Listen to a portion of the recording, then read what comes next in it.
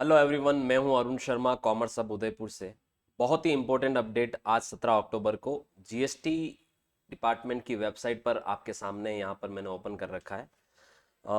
ये स्पेशली उन लोगों के लिए बहुत ज़्यादा इम्पोर्टेंट होने वाला है। आप सभी को पता है कि जीएसटीआर 3B जब हम भरते हैं तो जीएसटीआर 3B के अंदर जो डेटा होता है वो ऑटो पॉपुलेट हो जाता है ना। तो आपको जो अपनी आउटवर्ड सप्लाई और जो टैक्स लाइबिलिटी आप जीएसटीआर 1 में क्लेम करते हो वो ऑटोमेटिक ही पॉपुलेट हो जाता है जीएसटीआर 3B में।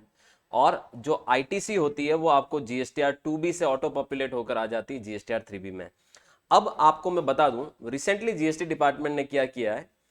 जीएसटीआर 1 में अगर कोई गलती होती है तो आप उसको करेक्ट कर सकते हैं। जीएसटीआर 1A इंट्रोड्यूस किया है गवर्नमेंट ने। तो याद रखिएगा, अगर आप 1 में किसी भी तरीके की आपने अपनी आउटवर्ड सप्लाई डिक्लेयर करते हो तो 1A में आप उसको क्या कर सकते हैं, जीएसटीआर 3B भरने से पहले 1A में उसको करेक्ट कर सकते हैं। तो जीएसटीआर 1A इनेबल कर दिया जीएसटी पोर्टल पे। और दूसरी चीज जो यहाँ पर जीएसटी डिपार्टमेंट ने की है कि जो 2B में ऑटो पॉपुलेट होती है, 2B से जो आईटीसी जीएसटीआर 3B भरते वक्त, तो जीएसटीआर 2B के अंदर अब याद रखिएगा सिर्फ वही एंट्री आ जाएगी जब आप इनवॉइस मैनेजमेंट सिस्टम यानी आईएमएस से जिन एंट्रीज को आप एक्सेप्ट करेंगे।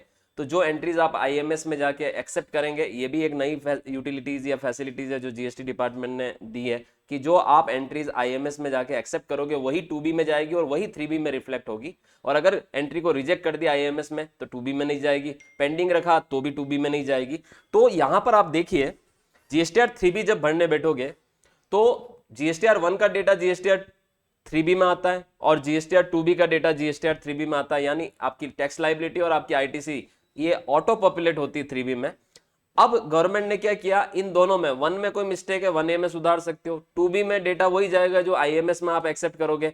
तो जीएसटी डिपार्टमेंट ने ये महत्वपूर्ण नोटिस यहां पर आप देख सकते हैं, बहुत ही हार्ड लॉकिंग यहां पर आपको जीएसटीआर 3B करने वाले हैं। यानी अभी तक आप अपने जीएसटीआर 3B में मैन्युअली एडिट कर सकते थे, डेटा चेंज कर सकते थे।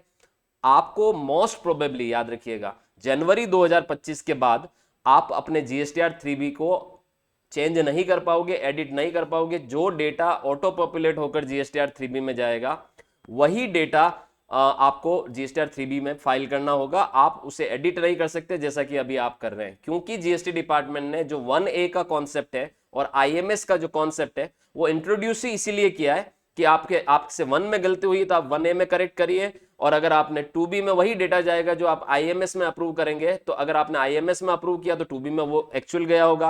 और 1 में कोई गलती हो भी गई है तो आप 3B भरने से पहले 1A में उससे करेक्ट कर चुके होंगे। तो ऐसे केस में जीएसटीआर 3B में जो डेटा ऑटो पॉपुलेट होगा जनवरी 2025 के बाद आप उसे एडिट नहीं कर पाओगे। यानी रिटर्न फाइलिंग सिस्टम में और ज्यादा एक्यूरेसी लाने के लिए डिपार्टमेंट एक कड़ा एक्शन यहां पर लेने वाला, हार्ड लॉकिंग एक्शन लेने वाला है, जो आपको जनवरी 2025 से देखने को मिलेगा। और ये आज का अपडेट है 17 अक्टूबर का। आई होप आपको समझ में आया होगा। Thank you so much.